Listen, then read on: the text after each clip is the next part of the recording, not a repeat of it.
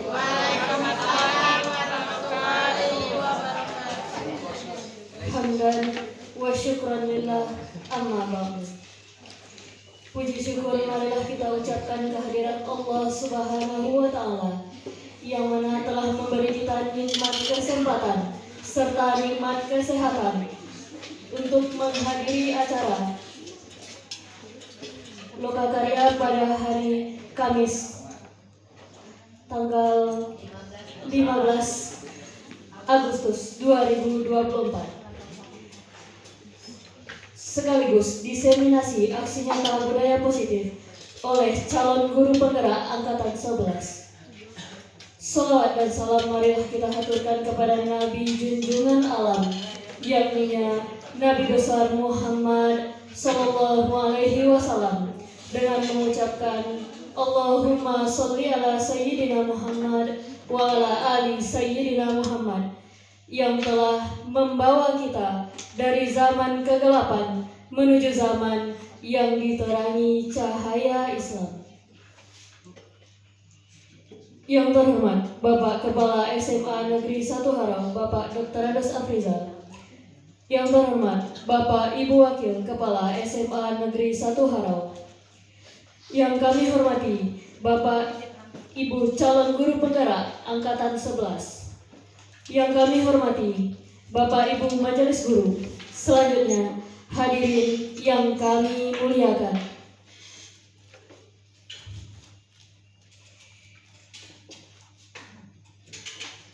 Baiklah, marilah kita buka acara kita dengan mengucapkan basmalah. Acara pertama, pembacaan Wahyu Ilahi oleh Ibu Dr. Randa Mulyati. Kepada Ibu, disilakan. Assalamualaikum warahmatullahi wabarakatuh. Waalaikumsalam warahmatullahi wabarakatuh. A'udzu billahi minasy syaithanir rajim.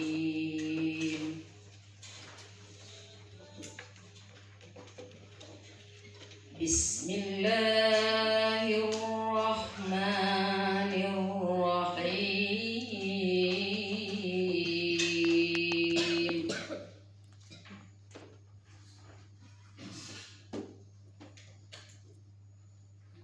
Wa man yaqnut minkunna lillahi wa qarna fi buyutikunna wa la tabarrajna tabarrujal jahiliyah.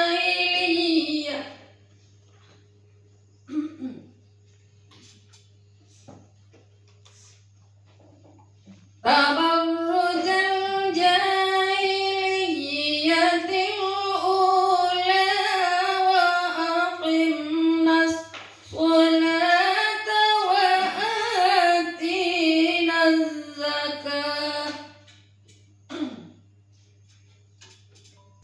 min ayatillahi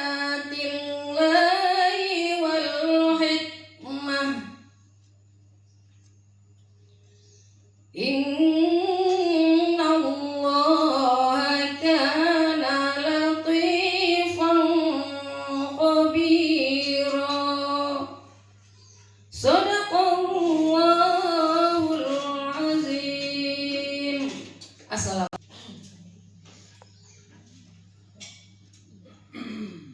Selanjutnya menyanyikan lagu Indonesia Raya yang akan dipimpin oleh Ibu Jenny Martawuri SPD.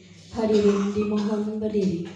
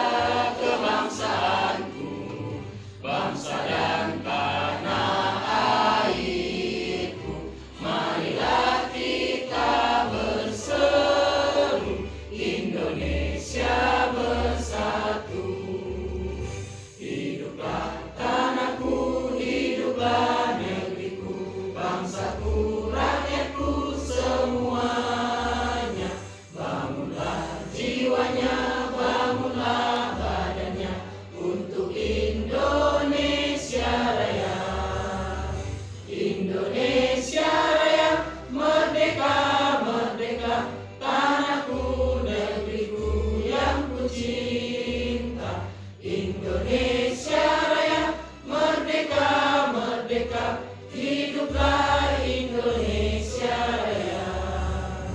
Indonesia Raya, merdeka, merdeka, tanahku, negeriku yang ku cinta. Indonesia Raya, merdeka, merdeka, hiduplah Indonesia Raya. Hadirin dipersilakan untuk duduk kembali. Assalamualaikum warahmatullahi wabarakatuh.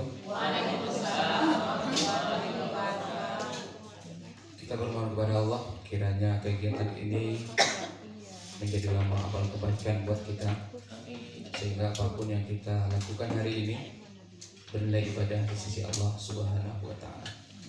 A'udzubillahi minasyaitonir rajim. Bismillahirrahmanirrahim. Alhamdulillahirabbil alamin wal 'aqibatu lil muttaqin.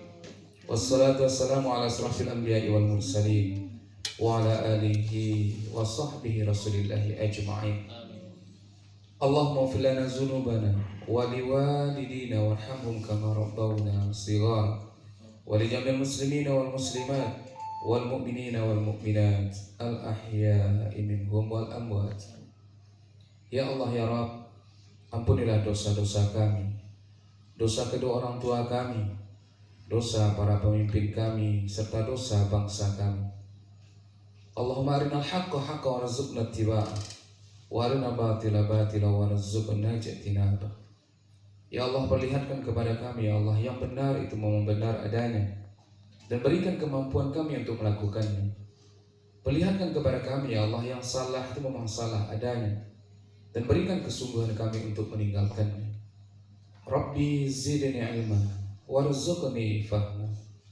Ya Allah, tambahlah ilmu kami dan berikan kami pemahaman.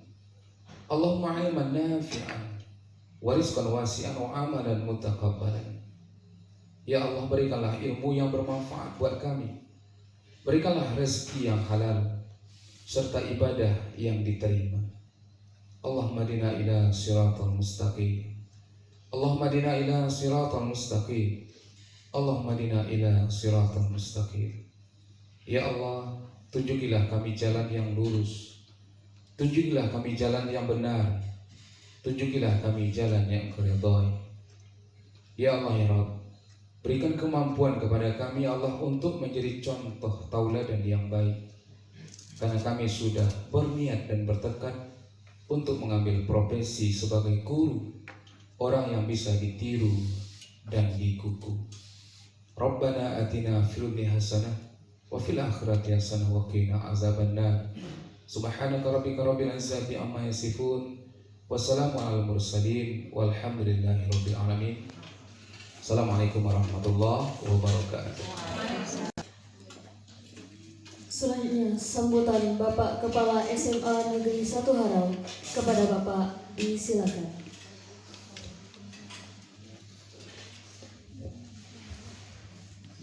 Bismillahirrahmanirrahim. Di pohon kelapa hinggap balam. Mana ceketnya? Balam turun mencari makan. Izinkan saya menyampaikan salam walaupun tidak berjabat tangan. Tepuk tangan dulu. Alhamdulillahirabbil alamin. Wassalatu wassalamu ala asrafil anbiya'i wal mursalin wa ala alihi wa ashabihi ajmain. Amma ba'du. Yang saya hormati dan saya banggakan Bapak Ibu Wakil Kepala Sekolah, Bapak Ibu tim Komper, ya, yang hadir, yang tampil pada hari ini adalah CGP, calon guru penggerak. Dia sudah menjadi GP, nanti itu sudah punya kartu as ya, kartu joker, mau pergi kemana bisa, menjadi kepala sekolah, menjadi pengawas, ya, menjadi struktural, itu ikonnya Kemendikbudristek kita, Pak Mas Nadiem Makarim.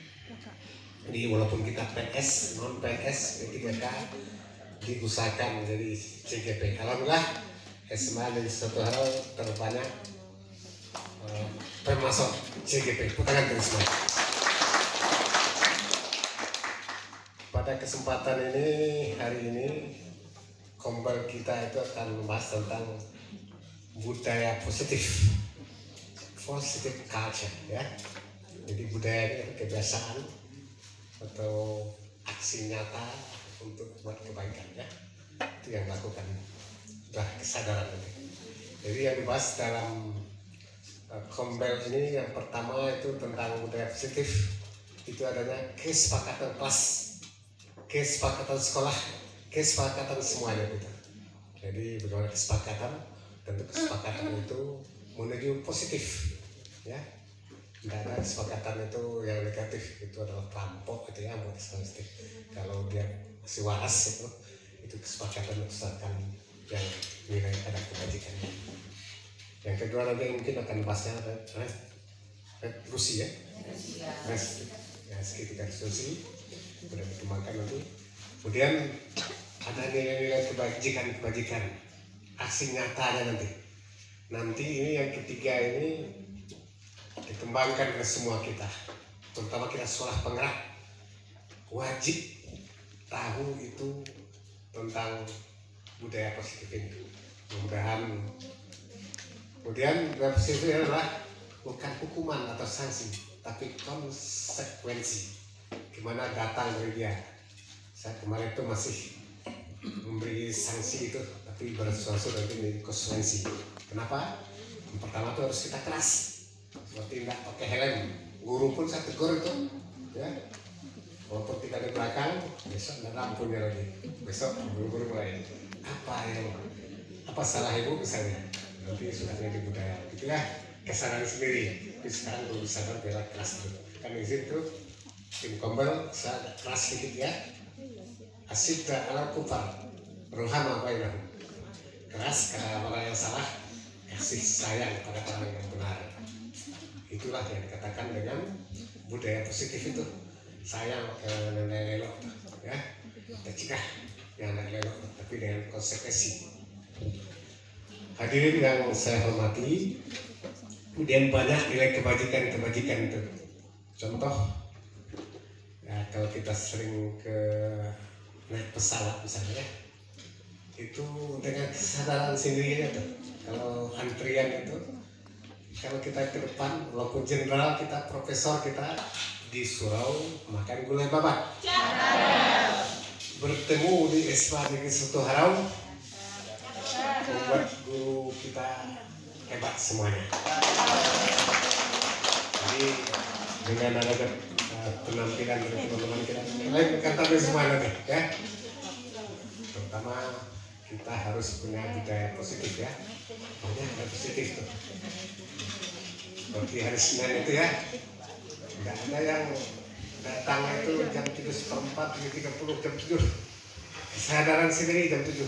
Kesadaran sendiri guru olahraga, pembina OSIS udah di lapangan, ya di depan. Pernah dulu jadi di non kundi, mana cekapnya? Non merah sago, non baik budi, non indah bahasa.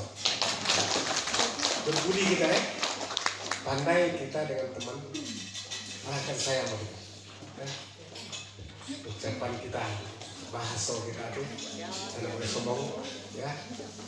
Ikhlas kita, ya.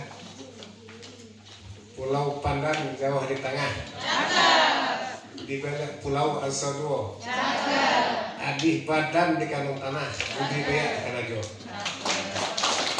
Anak-anak kita nanti akan lihat itu temannya ibu saya, ini temannya bapak saya, sampai anak cucu ya. Kalau saya itu orang tua saya pernah berjasa seseorang ya. Ceritain gini, ketika kasih assalamualaikum warahmatullahi wabarakatuh. Terima kasih kita ucapkan kepada Bapak. Acara selanjutnya, pemaparan materi oleh ibu-ibu calon guru penggerak angkatan 11. Kepada ibu kami persilakan. Assalamualaikum warahmatullahi wabarakatuh. Waalaikumsalam warahmatullahi wabarakatuh. Terima kasih banyak kepada Bapak Ibu atas perhatian dan kesempatan dan kehadirannya di sini. Nah, jadi di sini kami calon guru penggerak angkatan 11 mencoba menyampaikan atau berbagi tentang ilmu yang sudah kami peroleh di dalam pendidikan guru penggerak. Baik Bapak Ibu, untuk budaya positif ini ada beberapa materi yang akan saya sampaikan. Yang pertama ada disiplin positif, kemudian perubahan paradigma belajar, nilai-nilai kebajikan, motivasi perilaku manusia, kebutuhan dasar manusia, keyakinan kelas, posisi kontrol guru, dan segitiga restitusi.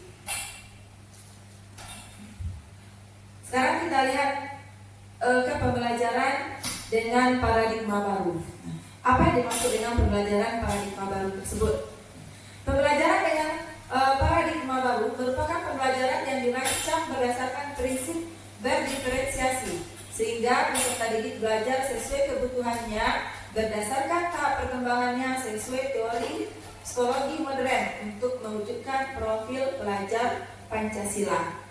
Apa itu profil pelajar Pancasila? Nah, di profil pelajar Pancasila kita semua sudah mengetahuinya. Yang pertama itu adalah beriman, bertakwa kepada Tuhan Yang Maha Esa dan berakhlak mulia.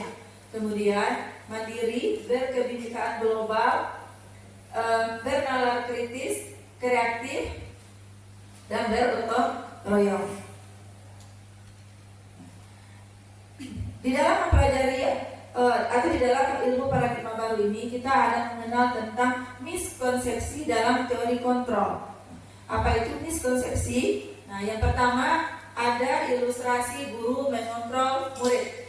Yang kedua ada ilustrasi bahwa semua penguatan positif, efektif dan bermanfaat. Yang ketiga, ilustrasi bahwa kritik dan membuat rasa bersalah dapat menguatkan karakter. Yang keempat, ilustrasi bahwa orang dewasa berhak memaksa siswa. Kita lihat satu persatu. Yang pertama, ilustrasi guru mengontrol murid. Seperti ini. Ananda, kamu kerjakan tugas 10 buah atau 10 butir soal dan kamu harus mengumpulkannya dalam waktu 30 menit. Sebagian siswa dia mengerjakan apa yang dilakukan oleh guru atau apa yang diperintahkan oleh guru. Apakah mereka itu melakukannya sesuai keinginan mereka? Nah, ternyata tidak. Mereka mengerjakan tugas tersebut karena ingin mengikuti peraturan yang dibuat oleh guru. Itu disebut dengan salah satu contoh dari salah satu ilustrasi guru mengontrol murid. Jadi murid itu melakukan segala sesuatu karena dia memikirkan atau mempertimbangkan gurunya, bukan atas dasar dari diri dia sendiri.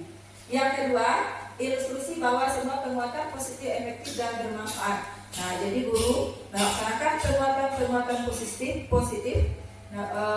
untuk siswa agar dia melakukan sesuatu yang diharapkan oleh guru. Yang ketiga, ilustrasi bahwa kritik dan membuat rasa bersalah dapat menguatkan karakter. Nah, jadi kita membuat anak itu merasa bersalah, menggunakan kalimat-kalimat yang rendah sehingga anak membuat dia merasa bersalah dan melakukan apa yang kita minta.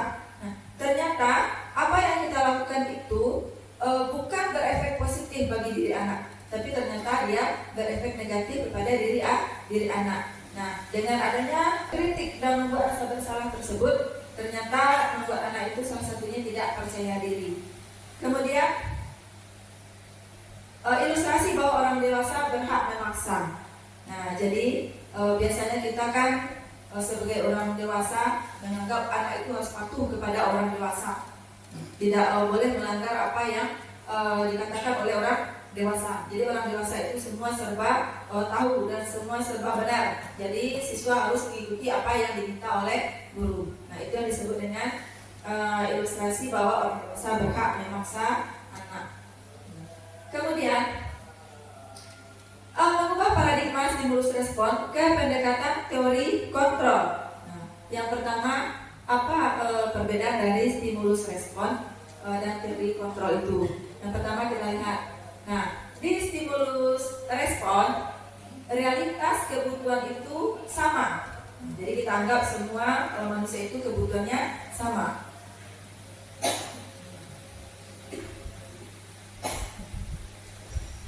Ternyata di teori kontrolnya, realitas atau kebutuhan manusia itu berbeda, sehingga perlakuan kita kepada setiap siswa itu tidaklah sama.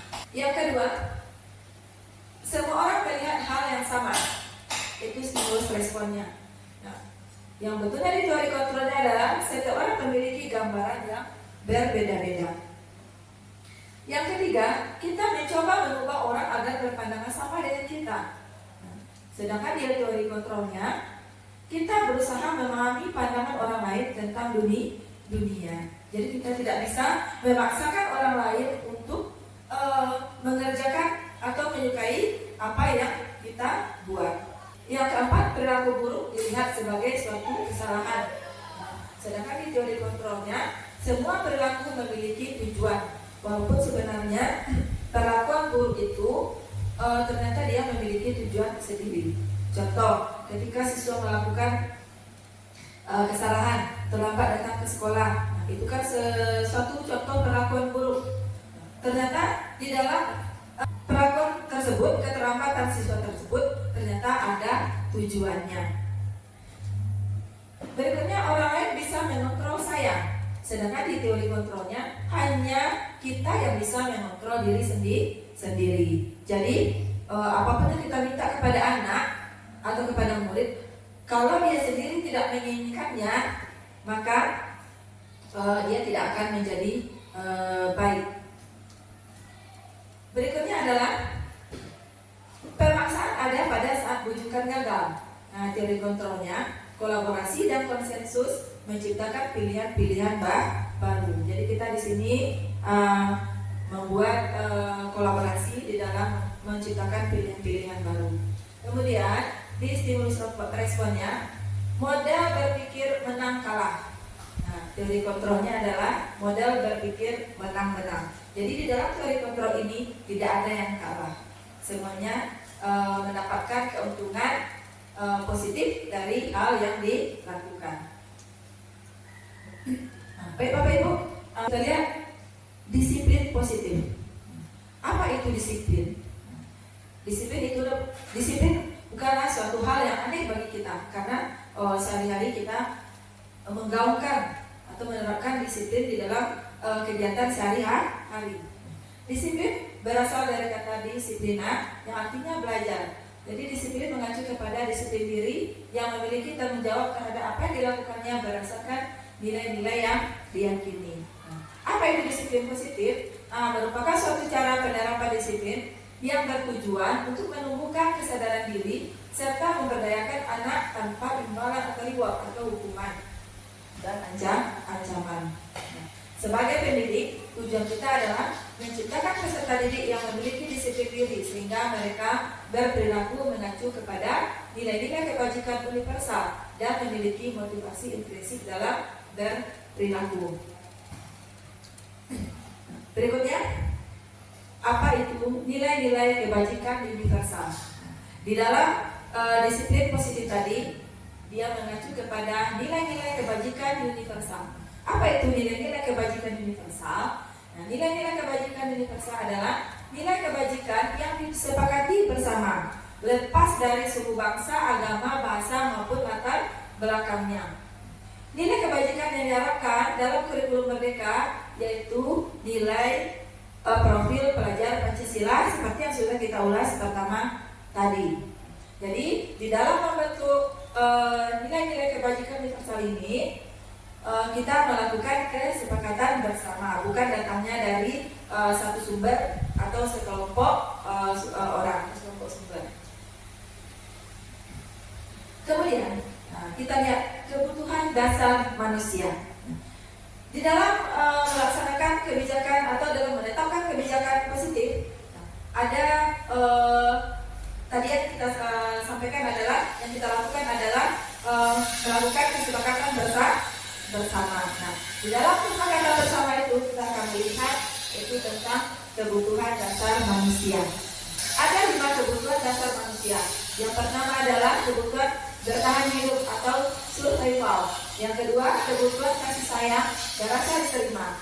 Yang ketiga, kebutuhan penguasaan atau power.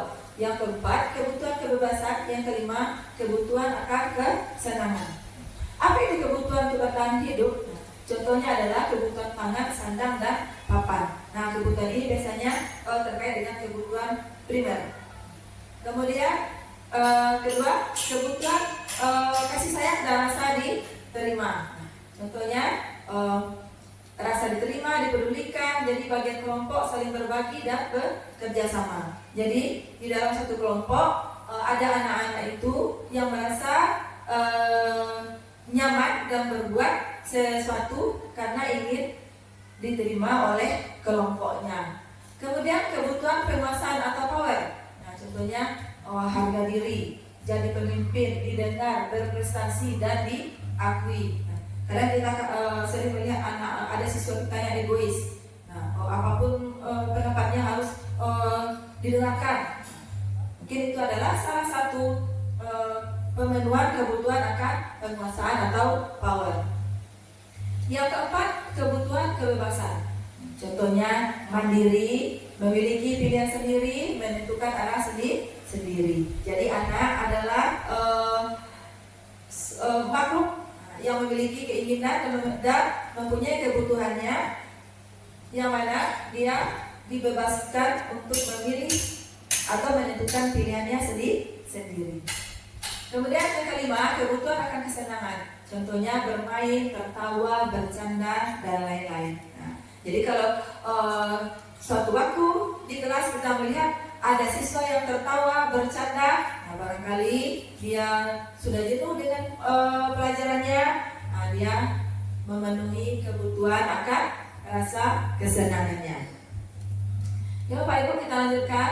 Nah, yang berikut adalah motivasi perilaku manusia. Nah, jadi manusia dalam melaksanakan suatu kegiatan atau dalam melakukan sebuah tindakan ada unsur-unsur yang mendorongnya. Nah, itu disebut dengan motivasi. Motivasi ini ada yang dari dalam diri manusia, ada dari luar diri manusia. Ya. Yang di dalam diri manusia itu kita kenal dengan motivasi intrinsik, yang di dalam dan dari luar diri manusia itu kita kenal dengan motivasi ekstrinsik.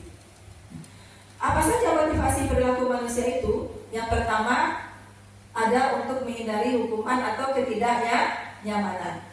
Jadi barangkali siswa ini mengerjakan latihan, membuat tugas, itu gara-gara tidak ingin dihukum oleh gurunya, atau merasa tidak nyaman nanti diejek oleh teman-temannya, atau merasa tidak nyaman nanti ditanya-tanya terus oleh gurunya. Nah, itu disebut dengan motivasi siswa menghindari hukuman atau ketidaknyamanan.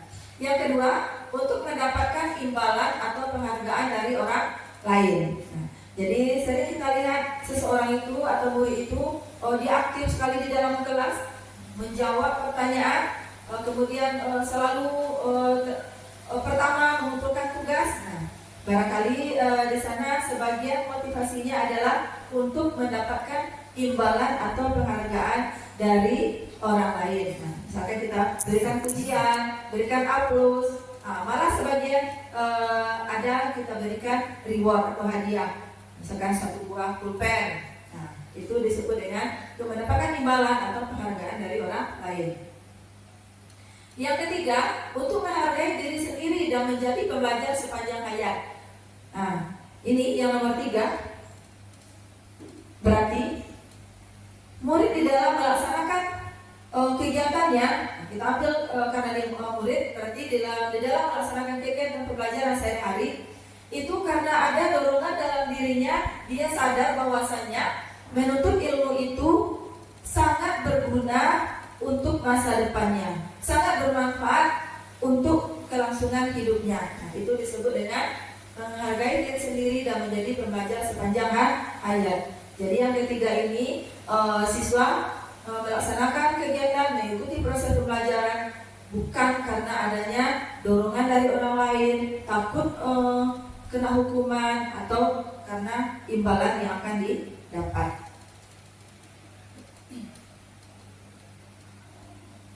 Nah, Bapak Ibu, menurut Bapak Ibu, apa motivasi yang paling banyak ditemukan pada murid kita di sekolah? Nah, sekarang, di zaman sekarang, yang paling banyak kita temukan, lebih dominan motivasi itu adalah motivasi ekstrinsik. Jadi bukan motivasi intrinsik. Jadi anak-anak melakukan kegiatan pembelajaran karena poin yang tadi, yaitu poin 1 dan 2, bukan poin yang ketiga. Ini yang banyak kita temukan pada saat sekarang ini.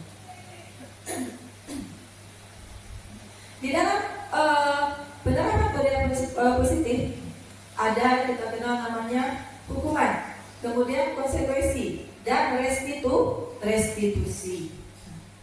Kita lihat perbedaannya. Apa itu hukuman, apa konsekuensi, dan apa restitusi. Nah, hukuman itu sifatnya adalah tiba-tiba. Jadi ada anak terlambat datang ke sekolah, tiba-tiba, ayo anak, silakan kamu masuk, letakkan tasmu, kembali keluar, silakan dipilih sampah atau dibersihkan keras. Nah, jadi sifatnya tiba-tiba, tidak kita rencanakan. Nah, itu merupakan bentuk dari hukuman. Atau ada anak nanti yang pakai sepatu putih, kita tidak mau tahu, pokoknya kamu sudah melanggar aturan sekolah, tidak memakai sepatu hitam. Nah, sekarang silakan kamu buka sepatumu, letakkan di depan atau letakkan di kantor di meja piket. Nanti pulang sekolah baru kamu ambil lagi sepatunya. Ternyata itu membuat suatu hal yang negatif di dalam diri siswa. Mungkin dia terluka, sedih, atau merasa malu. Kita kan tidak tahu apa alasan si murid tersebut tidak menggunakan sepatu putih. Yang berikutnya itu karena tidak ada hubungannya dengan kesalahan. Nah, contoh yang tidak ada hubungan kesalahan tadi, seperti yang nomor anak terlambat tadi. Anak terlambat tadi dia terlambat, tapi kita suruh bersihkan sampah, kita suruh bersihkan teras. Nah, kan tidak ada hubungannya atau korelasinya dengan tindakan yang dilakukannya. Harusnya kalau dia terlambat, kan berarti kita suruh dia keluarnya lebih lambat juga harusnya. Kemudian kalau hukuman itu bersifat satu arah. Nah, apa maksud dari bersifat satu arah? Yang hukuman itu datangnya dari guru. Nah, tidak kita minta pendapat dari si siswa. Kemudian berupa hukum fisik atau psikis. Nah, hukum fisik yang tadi disuruh bekerja. Nah, hukum psikis berarti nanti kita ceramahi dia segala macam tanpa kita tanya alasan kenapa dia tidak menggunakan sepatu putih, tanpa kita tahu, tidak kita tanya apa alasan dia terlambat datang ke sekolah. Apa itu konsekuensi? Nah, konsekuensi ini dia terencana sesuai peraturan. Nah, berarti kita sudah sepakati sebelumnya dengan anak. Nah, nanti kalau kamu terlambat, berarti kamu harus bersihkan WC, harus bersihkan sampah, harus membersihkan teras. Itu merupakan satu konsekuensi. Kemudian murid tetap tidak dibuat tidak nyaman. Jadi walaupun kita sudah melakukan kesepakatan dengan anak sebelumnya, ternyata itu juga tidak akan membuat nyaman di dalam diri murid kita. Yang ketiga, sikap guru selalu memonitor murid. Nah, jadi kita selalu memonitor murid. Besok terlambat lagi, sekarang terlambat lagi. Apakah sudah kamu lakukan apa yang kita sepakati? Itu namanya monitor. Kemudian restitusi. Nah, di dalam restitusi ada proses menciptakan kondisi bagi murid untuk memperbaiki kesalahan. Kemudian ada proses kolaborasi yang mengarahkan murid menemukan solusi untuk masalahnya sendiri. Nah, yang pertama, proses menciptakan kondisi bagi murid untuk memperbaiki kesalahan. Berarti seperti contoh siswa yang tadi tidak memakai sepatu putih, kita suruh anak itu masuk kelas dalam proses pembelajaran. Nanti pada waktu jam istirahat kita panggil, kita tanya kenapa anak tersebut menggunakan sepatu putih. Kemudian baru nanti proses pengambilan keputusan atau untuk mencari solusi dari masalah tersebut. Nah, untuk restitusi ini akan kita bahas pada materi segitiga restitusi. Nanti Bapak Ibu akan melihat video atau tayangan tentang penerapan segitiga restitusi ini. Nah, ini Bapak Ibu, ini tadi contoh-contoh dari hukuman atau konsekuensi. Contohnya berjemur jam 12 di lapangan basket karena tidak buat tugas, kemudian membersihkan WC sekolah karena terlambat datang, jam istirahat siang dikurangi 10 menit untuk mengerjakan tugas karena tidak buat tugas di rumah, mengganti pena teman karena menghilangkan penanya yang dipinjam. Ini banyak kali kasus di kelas yang kita temukan. Bahwasanya anak-anak ini sering meminjam pulpen kawannya tapi tidak dikembalikan. Dan satu D. Si Maya membeli Queenie. Queenie busuk hati gundah. Tiba saatnya saya presentasi gini, menyampaikan 5 posisi kontrol guru di sekolah. Sebelum kita melihat apa itu 5 posisi kontrol guru di sekolah, nah kita adakan sedikit permainan.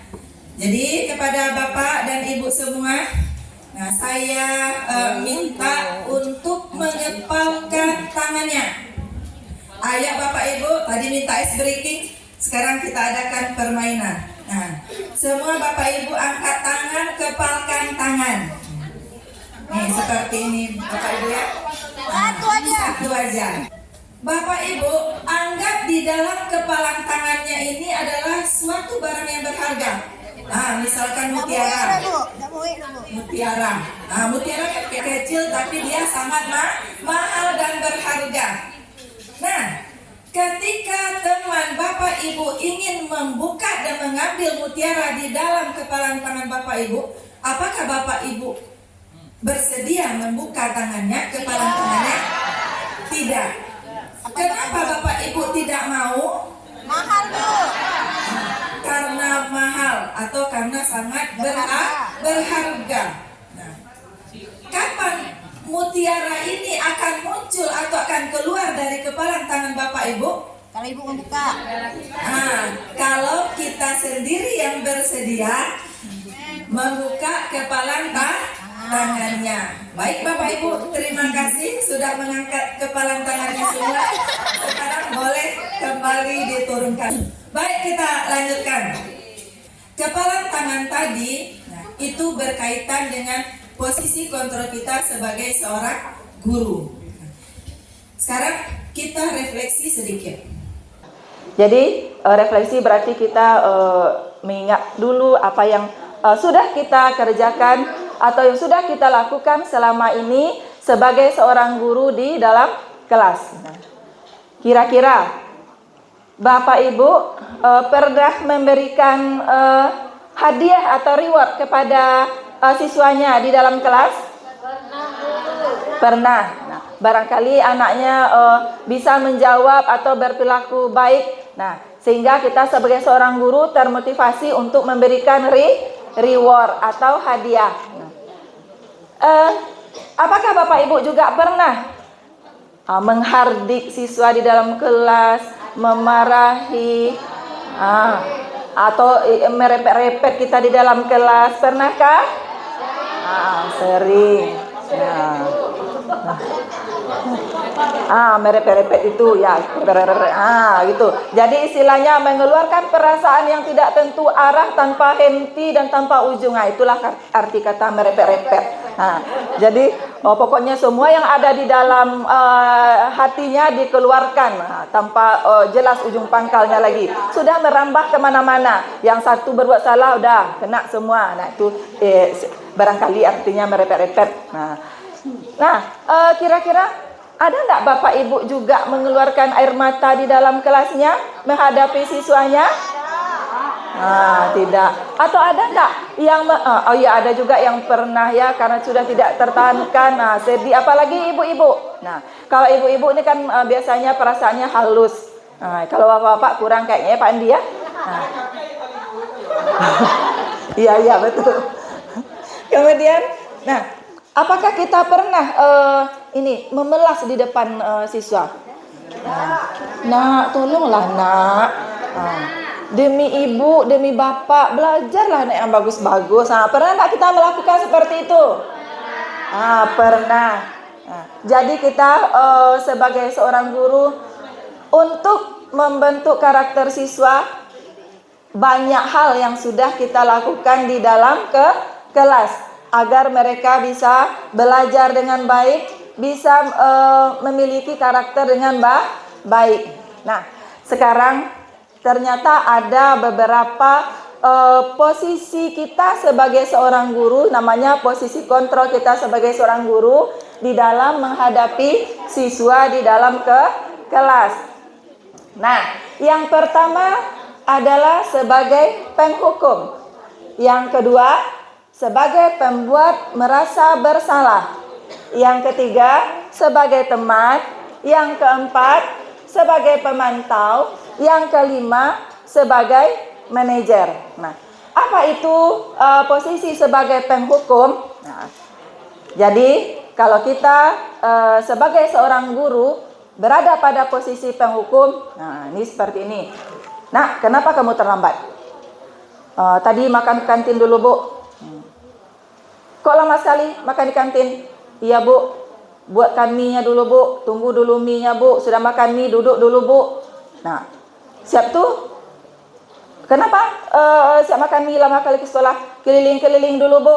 Nah, kan banyak anak-anak kita nih hobi keliling. Mensurvei semua lokal yang ada di SMA 1 Arau ini. Nih, ada ya anak-anak kinestetik. Nah, apa yang kita lakukan? Baik, karena kamu sudah terlambat, sekarang kamu hafal 5 ayat, baru boleh masuk. Nah, kalau bukan hafal 5 ayat, baik, sekarang kamu keluar, pilih semua sampah yang ada di luar, kamu masukkan ke dalam tong sampah, ambil sapu tuh dari teras ujung sampai ke ujung sana lagi. Nah, itu kita berada di posisi penghukum. Nah, kita ambil tadi yang membaca ayat tadi. Itu kan yang kita lakukan positif. Baik Bapak Ibu, sebelum kita melihat ke segitiga restitusi, di dalam segitiga restitusi nanti, dalam penyelesaian kasus atau masalah anak, kita akan mengaitkannya dengan keyakinan kelas. Jadi sekarang kita bahas tentang materi keyakinan kelas. Nah, apa itu keyakinan kelas? Kenapa bukan peraturan kelas? Kira-kira bagaimana Bapak Ibu? Jadi yang keyakinan kelas ini datangnya bukan dari guru.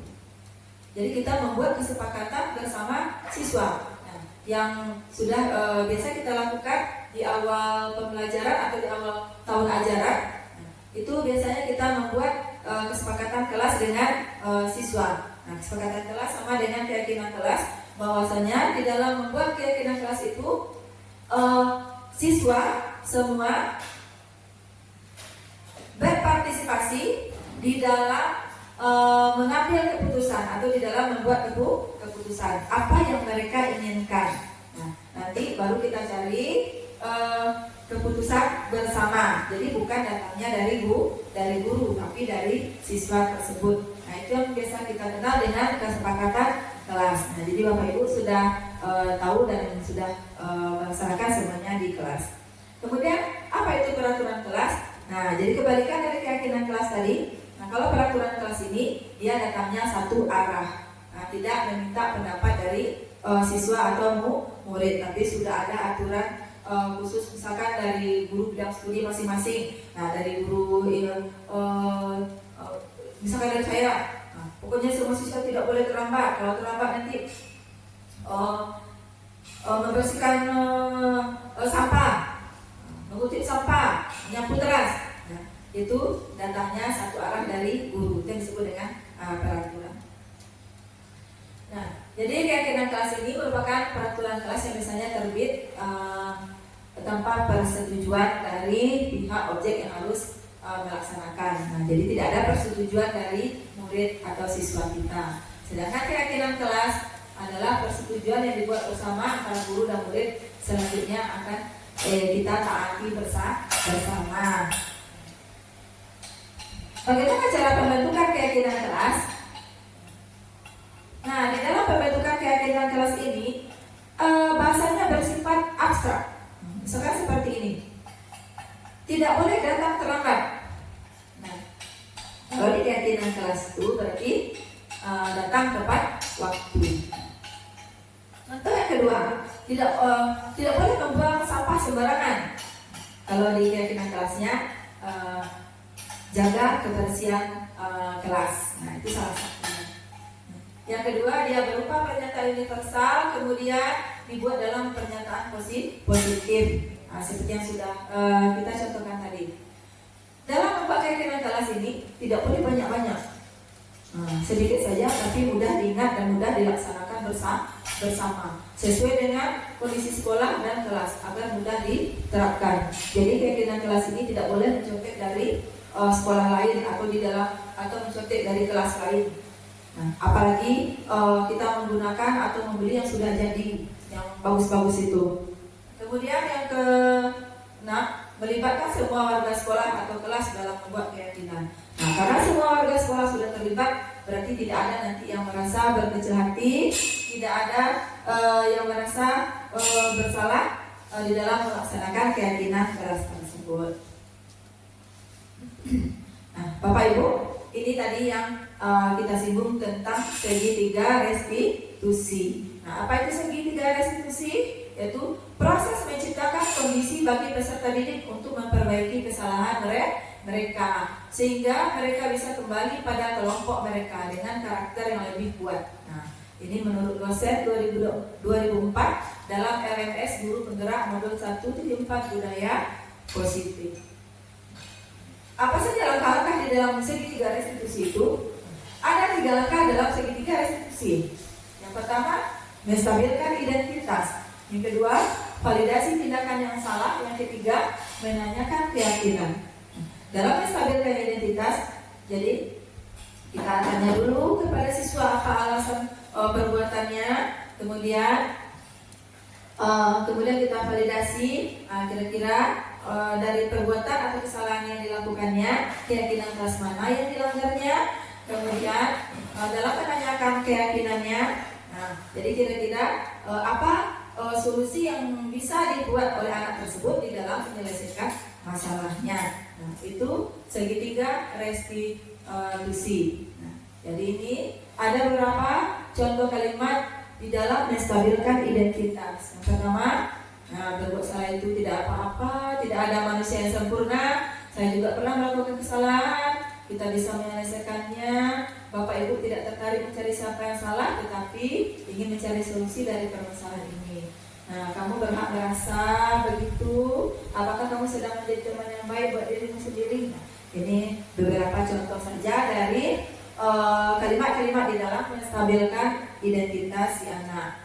Nah, kemudian dalam memvalidasi tindakan yang salah, nah ini ada beberapa contoh kalimatnya. Nah, padahal kamu bisa melakukan yang lebih buruk dari ini ya. Kamu pasti punya alasan mengapa melakukan hal itu. Kamu patut bangga pada dirimu sendiri karena kamu telah melindungi sesuatu yang penting buatmu. Kamu boleh mempertahankan sikap itu, tapi kamu harus menambahkan sikap yang baru yang baik. Nah, kemudian menanyakan keyakinan. Contoh kalimat menanyakan keyakinan.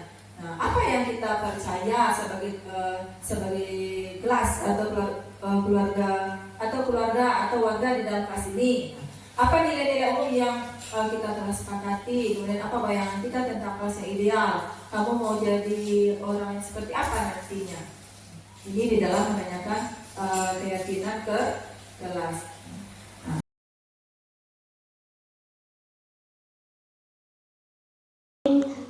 Calon guru penggerak angkatan 11 SMA Negeri 1 Harau. Kita masuk ke acara selanjutnya, yaitu sesi tanya jawab kepada Bapak dan Ibu. Kalau ada pertanyaan kami persilakan.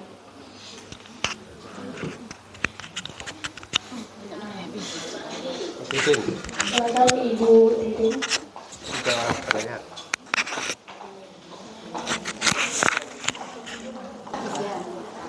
Kami buka untuk sesi pertama 3 pertanyaan. Ya, terima kasih atas waktu yang diberikan. Baiklah, karena Ibu PP Angkatan 11 dari pemaparan yang telah diuraikan tadi, ada hal yang mau saya tanyakan. Dalam proses pembelajaran di kelas itu kita banyak menemukan masalah ya dari tingkah laku anak-anak. Nah, sementara kita juga punya target apa yang harus kita capai dalam waktu yang sudah yang kita tetapkan. Nah, kadang-kadang kita tidak menduga ada tingkah laku anak yang berapa muncul yang perlu ditangani. Nah, kalau menurut yang Ibu paparkan tadi, kita itu kan banyak menanya itu, kenapa kamu terlambat? Apa yang banyaklah ceramah-ceramah kita kan, semua orang melakukan kesalahan, tapi apa yang harus kita lakukan? Kalau ada 3 atau 5 orang melakukan masalah atau kejadian seperti itu, kita menghabiskan waktu untuk menggali, menanya. Nah, yang mau saya tanyakan di sini, kapan kita waktunya ini untuk mengurus secara mendalam atau mendetail menanya anak-anak ini? Karena kita dalam waktu tertentu itu kita mencapai target materi yang harus kita selesaikan. Nah, minta solusi seperti itu. Jalan keluarnya gimana itu? Terima kasih.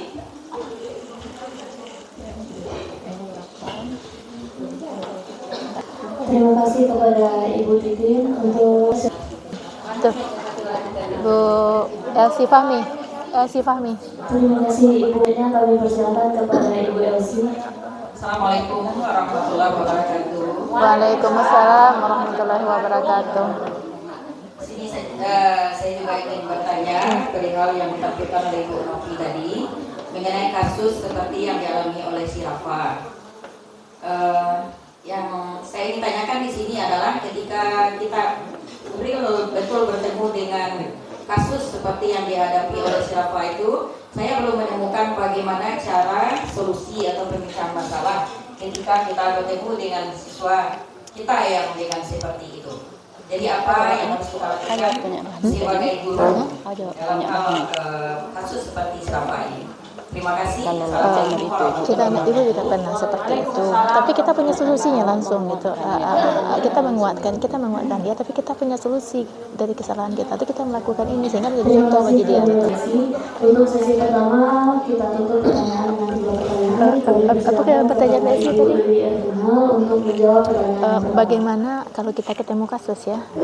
Bertemu kasus, bagaimana? Terima kasih. Baiklah, saya coba menjawab pertanyaan dari Ibu Titin. Yang mana tadi pertanyaan Ibu Titin? Pertanyaan pertama siapa tadi? Anak-anak yang bermasalah di kelas itu kan tidak terjadwal atau tidak tentu kapan terjadinya. Sedangkan kita sudah punya konsep dari awal, sudah punya rancangan pembelajaran dari awal, apa yang akan kita lakukan di dalam kelas. Nah, tiba-tiba ada siswa yang berbuat tidak sesuai dengan apa yang kita harapkan. Contohnya dia telah terlambat. Barangkali dia terlambat itu pun bukan sekali 2 kali, barangkali dia saja akan seperti itu. Nah, yang kita anggap dia menonjol. Kan yang menonjol itu yang sering kita tanya, yang sering mengganggu kita di dalam kelas. Nah, berdasarkan teori atau posisi kontrol kita sebagai seorang guru yang sudah kami paparkan tadi, bahwasanya kita hendaknya menyelesaikan masalah anak ini pada posisi manajer dengan cara menerapkan segitiga restitusi. Jadi kalau dalam ilmu yang kami dapatkan, dalam yang sudah kami pelajari, jadi ketika ada anak yang bermasalah seperti itu, maka yang perlu kita stabilkan dulu itu adalah emosi kita. Nah, jadi kita sebagai guru dulu yang akan menahan emosi. Jadi kita persilakan anak itu masuk walaupun dia terlambat. Jadi kita persilakan dia masuk dulu. Lanjutkanlah dulu pembelajaran kita. Nanti pada waktu-waktu tertentu, misalkan waktu istirahat atau ketika kita sudah menjelaskan materi, mungkin ada temannya yang sudah waktu kosong kita, barulah kita panggil si anak tersebut. Nah, Bapak Ibu, jadi dapat kita simpulkan bahwasanya di dalam menjalankan budaya positif, hendaknya seorang guru memiliki standar kepribadian dan sosial yang bisa menjadikan guru itu sebagai among atau manajer dalam menuntut murid-muridnya sesuai dengan standar pendidikan nasional kita di Indonesia. Baik Bapak Ibu, hanya itu yang bisa saya sampaikan.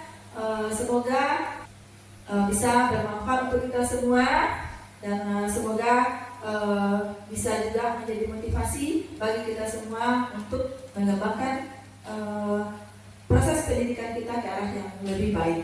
Nah, terima kasih atas perhatian Bapak Ibu. Mohon maaf atas kesalahan. Wabillahi taufiq wal hidayah. Wassalamualaikum warahmatullahi wabarakatuh.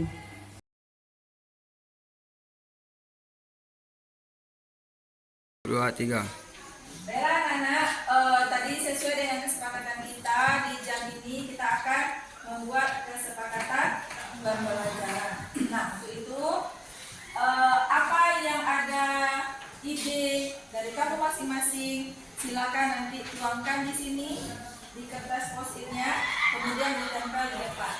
Nah, setelah itu nanti baru kita analisa. Nah, kertas yang pink untuk laki-laki, kertas yang hijau untuk perempuan. Katanya kan emansipasi. Oke, kita mulai ya.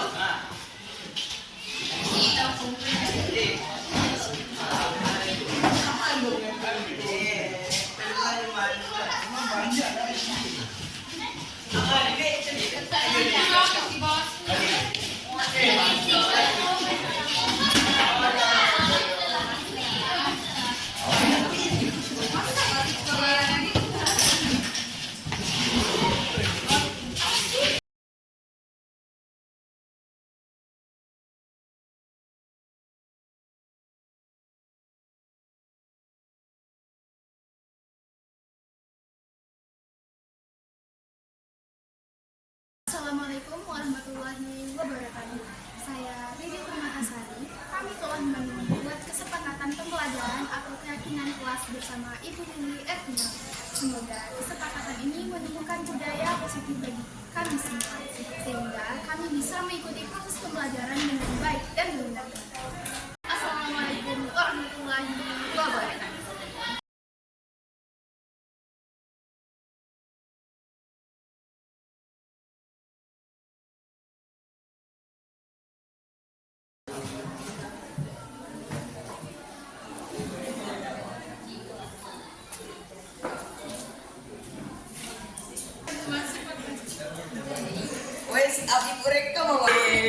Assalamualaikum.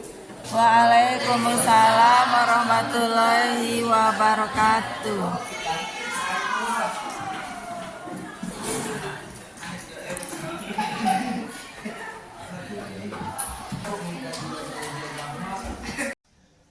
Falno, apa kabar Falno hari ini? Baik Bu. Sehat? Sehat Bu. Semangat? Semangat Bu. Alhamdulillah. Kira-kira Falno tahu nggak kenapa Ibu panggil ke sini? Enggak Bu. Enggak. Tadi ada tak tepat waktu? Hadir Bu. Hadir. Hadir Bu. Tepat waktu? Tepat Terlambat? waktu. Enggak Bu. Oh, kalau tidak tepat waktu apa namanya? Terlambat Bu. Terlambat. Nah, jadi kan sudah beberapa kali Ibu perhatikan Falno terlambat. Nah, kemana saja terlambat itu? Kenapa bisa terlambat? Karena lama di kantin Bu. Oh, lama di kantin.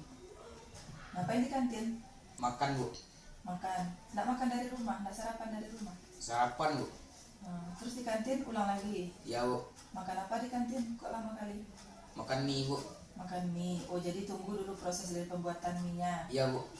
Setelah makan mie, Duduk di kantin dulu Bu. oh duduk, pakai duduk dulu, turunkan mie-nya. Ya Bu. Tunggu stabil. Ya Bu. Oh, baru masuk kelas. Enggak Bu. Oh, enggak lagi. Ngapain lagi? Putar ke lokal teman dulu. Oh, putar ke lokal teman. Cek dulu kondisi temannya. Ya Bu. Apa hadir apa tidak. Ya Bu.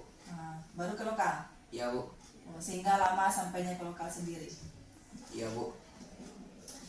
Kira-kira apa manfaat yang Valno rasakan setelah ke kantin berputar-putar? Itu apa kira perasaan Valno? Gak ada Bu. Oh, nggak ada. Nggak ada. Mengalir begitu saja. Ya Bu. Pokoknya hobi keliling-keliling seperti itu aja Valno. Ya Bu. Tidak merasa puas, tidak merasa bangga, senang? Enggak Bu. Putar? Enggak, pokoknya sudah menjadi kebiasaan. Ya Bu. Harus dilakukan ya setiap hari. Ya Bu. Kalau enggak ada merasa yang kurang. Ya Bu. Bagus, nggak apa-apa sih Valno. Itu tandanya Valno kreatif atau kinestetik ya, hobi berjalan-jalan. Kalau karena berarti dengan berjalan itu, bergerak itu Valno merasa tubuhnya ringan, sehat gitu. Iya Bu. Ya, ada kepuasan ya. Iya Bu. Jadi melihat teman-temannya ke kelas-kelas yang lain itu ada kepuasan, senang. Ya, Baru Bu. sampai ke lokal sendiri. Nah, kalau seperti itu yang Valno lakukan setiap hari, berarti apa akibatnya? Akan terlambat terus Bu. Oh, akan terlambat terus. Berarti akan terlambat terus masuk ke kelas, ke kelas sendiri.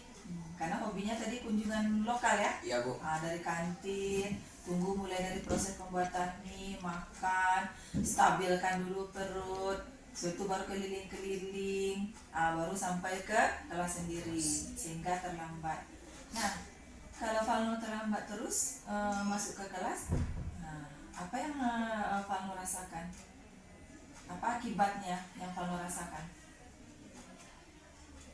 Akibatnya jadi lambat mengikuti pelajaran Bu. Oh, lambat mengikuti pelajaran. Jadi ada beberapa materi yang ketinggalan. Nah, kalau kita ketinggalan materi itu bagus nggak? Tidak Bu. Tidak. Kenapa tidak?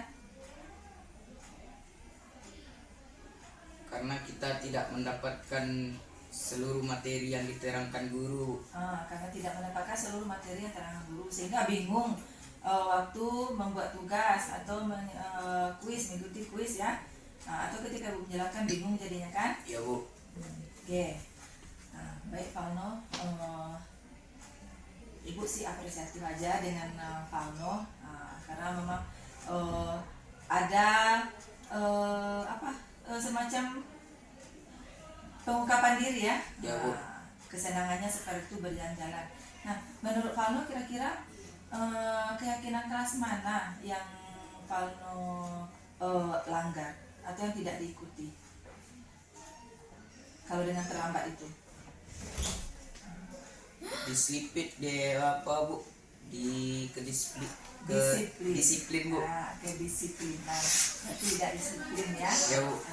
Kalau kita tidak disiplin itu kan banyak kerugiannya kan. Ya Bu. Salah satunya tadi tidak mendapatkan seluruh materi karena terlambat. Menurut Valno, apakah Valno akan melanjutkan sikap yang seperti ini? Tidak Bu. Tidak. Kalau tidak, apa kira-kira solusi yang bisa Valno lakukan agar tidak terlambat lagi?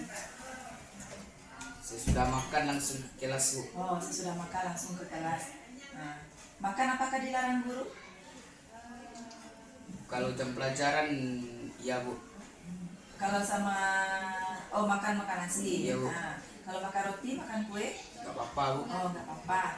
Kan di dalam jam pelajaran kita boleh makan roti, makan kue, boleh minum. Nah, kalau nanti untuk mengatasi tidak terlambat, kalau ke kantin, kalau makan mie, makan nasi goreng kan lama menunggunya. Iya Bu. Jadi kira-kira selain dari kantin langsung ke kelas, apa lagi solusi yang bisa Falno ambil? Bawa bekal dari rumah. Pintar, itu yang seharusnya Falno. Bawa bekal dari rumah. Jadi kita bisa ini pas pergantian jam kan bisa makan sebentar. Kita bisa makan 1 sendok, 2 sendok. Nanti diulang lagi. Bagus Falno solusinya. Bawa bekal dari rumah.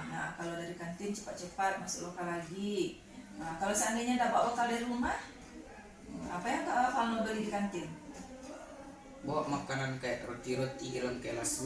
Bawa makanan ke dalam kelas karena waktu belajar tidak dilarang makan. Kita kan boleh makan karena makan itu adalah kebutuhan dasar manusia. Karena menanti kan ada sebagian temannya yang ada yang sakit ada yang betul lapar, yang tidak sempat sarapan, makanya boleh kita makan.